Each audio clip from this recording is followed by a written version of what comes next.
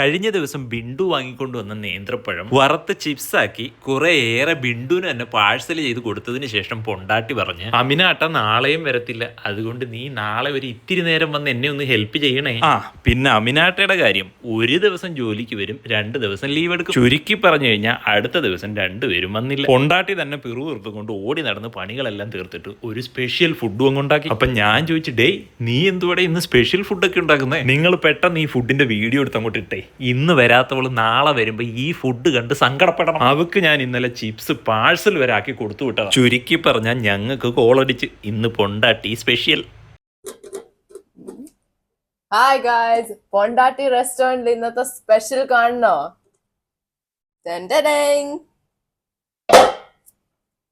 കണ്ട കണ്ട കണ്ട മന്തി മന്തി മന്തി ഒരു മണ്ടി തിന്നാൻ പോണ്. ഏയ് ഇത് ഞാൻ ഉണ്ടാക്കിയ ക്യാരറ്റ് ജ്യൂസാ. എന്ത് ജ്യൂസ്? മന്തി ചട്നി.